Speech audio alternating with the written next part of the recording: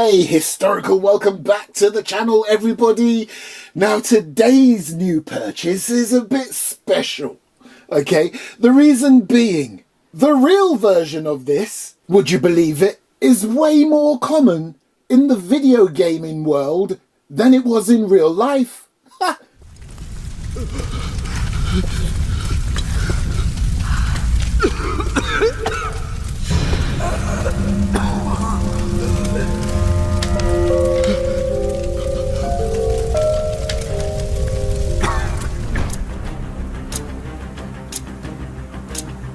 Domination! Capture the objective! This is gonna be a proper shellacking! This is another Airsoft Mike production. This is the S&T Armament Nambu, not my first rodeo with Nambus, Type 100, this bad boy. Full metal, real wood, let's do this. Right, so as you may know, it is a platform in the real world produced by the Japanese. What we're getting in the box then, we've got an instruction manual, nice, and what looks like some sort of data sheet. It's interesting that they've actually written the serial number. Now, I don't know if that means it's unique or not. I shall have to look into that. And of course, they've tested it at 375 FPS. Well, we'll soon see about that. Here we go. Oh, look at her. Absolutely stunning.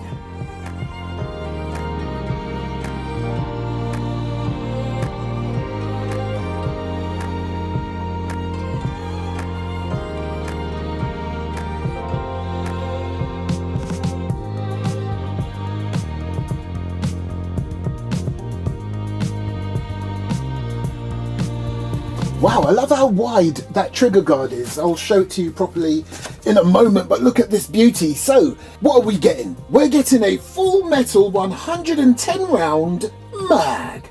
Note, the real version only held 30. We are being spoilt in the Airsoft world. Nice. Now, some might say, well, that's not accurate to the real version. Well, come on, you could just put 30 in if you want to. Also, the mag is a mid-cap mag, so there'll be no rattling.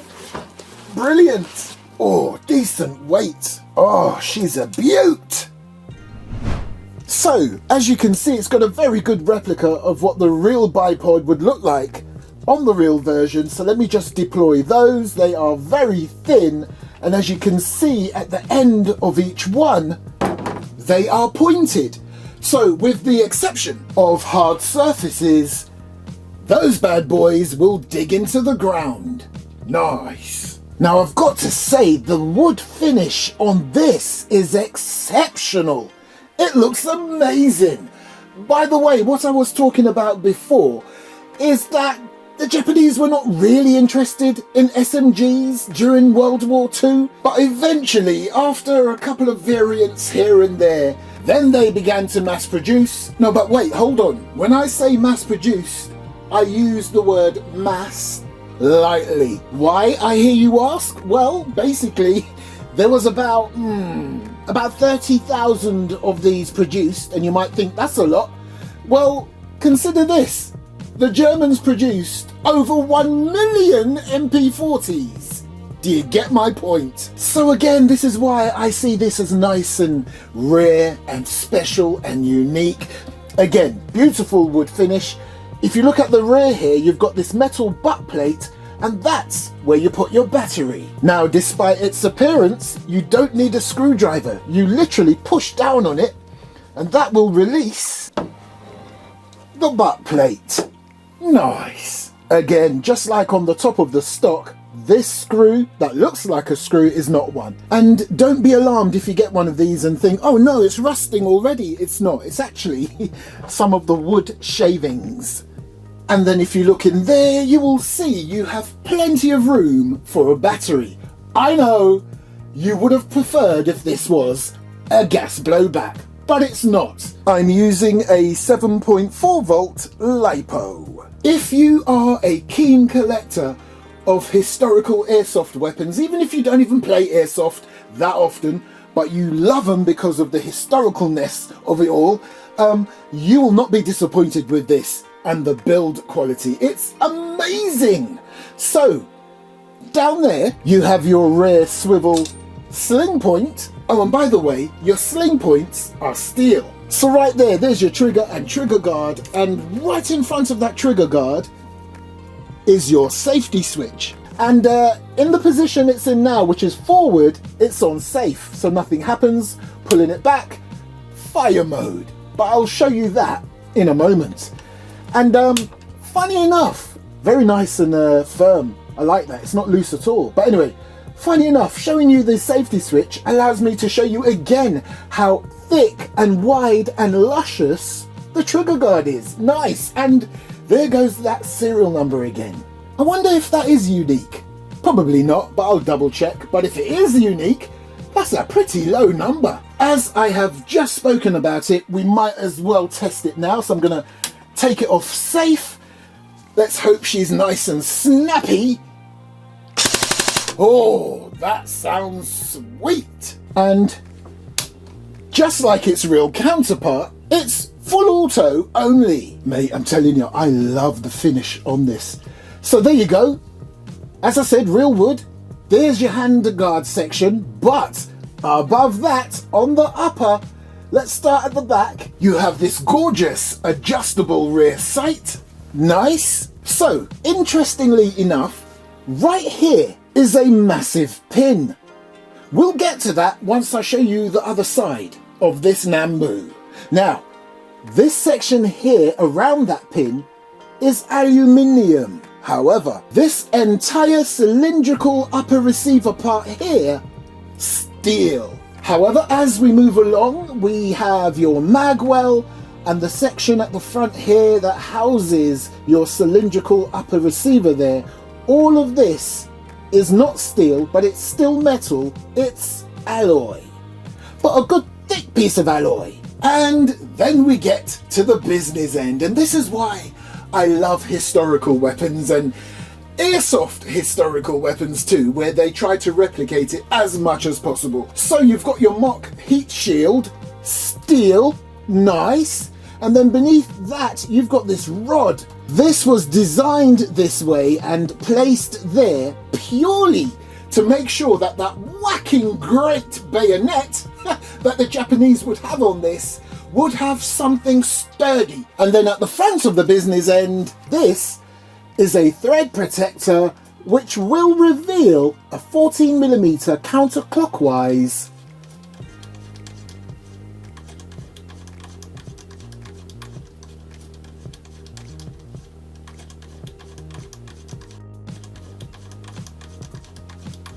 good grief. There you go. You can then put something of your choice at the front. Okay, steel fans, guess what else is steel? The bipod and that bad boy. Externally, a full steel mag, again with a capacity of 110 BBs. Hold on, let me complete that picture.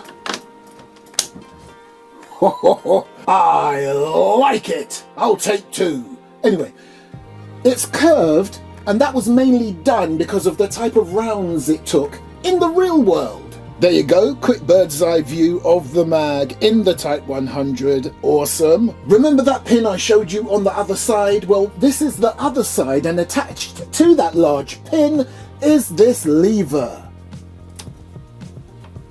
And taking you back to this side again, you can see there's a little notch, and you can see by moving that lever just a little bit up, it will line up with that hole there, so you can remove it. And on the real steel version, when you take that rear piece off, you're able to gain access to the guide rod and spring. On this airsoft version, it's almost giving you the same experience, because you can also remove this rear section,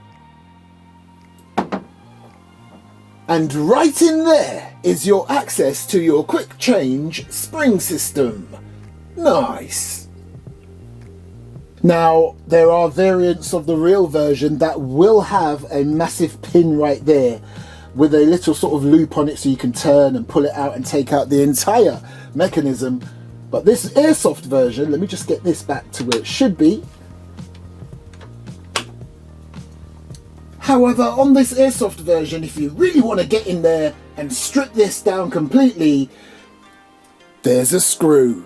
So as we move along, you've got your charging handle, your mock ejection port right there, and of course, just like its real counterpart, you've got this cutout in the wood right there because of the angle and how the spent cartridges would be flying out.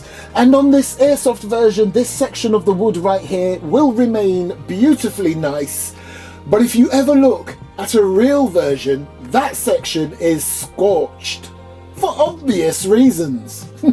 So, as you would come to expect on an AEG, pulling the charging handle back will reveal your hop-up adjustment.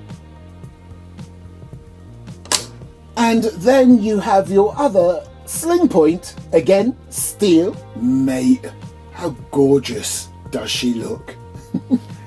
Absolutely epic looking. And to be fair, it is huge for an SMG, come to think of it. But yeah, anyway, before I put any BBs in, or let me be tactical, before I put any rounds in the mag, let's just check out this trigger. Let's see if we have to travel all the way back for anything to happen. Oh no, wow, that is pretty decent, very short travel, hold on. Hang right there, that is decent. And if you're skillful enough, you can make this semi-auto by just slinging out one BB at a time. But as you can see there, I'm only 80% successful at that because this bad boy wants to do full auto. Let me try again. There you go, 1, 2, 3, or just use it how it's intended. Come on! Airsoft Mike! Let the pellets fly! Airsoft Mike! Right. Safe? Now is it just me? Have you noticed that of late, BBs are coming in very nice packaging? I mean, look at these bags here.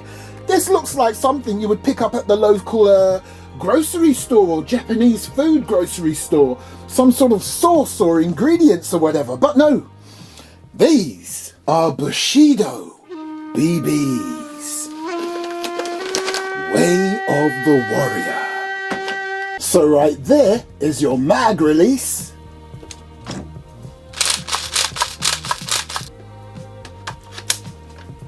Right, remember, it's full auto only, but I will try to let off a couple of single shots and then let rip full auto. Here we go.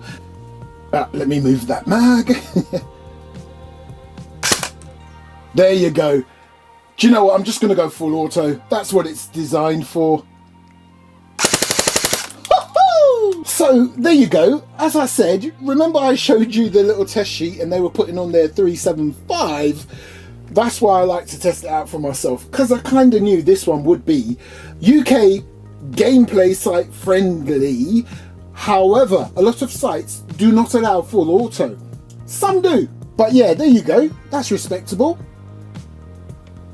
Averaging out at 348. But to be fair, I bought this beauty from Patrol Base, and they always make sure that any Airsoft platforms they sell is gonna be gameplay suitable, as far as I know.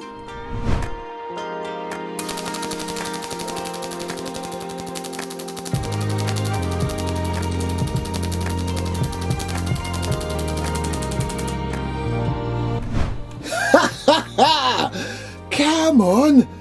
I would like to show you the bullseye, but as you can see, there's nothing left. Perfect.